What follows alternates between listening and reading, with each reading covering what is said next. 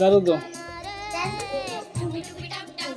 অনেক আদর করবে, যে সিঁদুর ঘরের কাজ করে, সিঁদুর তার মাকে হেল্প করে, সিঁদুর ছোট্ট সিঁদুর তার মাকে হেল্প করে, ঘরের কাজ করে, ঘর পরিষ্কার করে, তার জিনিস গুছিয়ে রাখে, তার খেলাপত্র গুছিয়ে রাখে।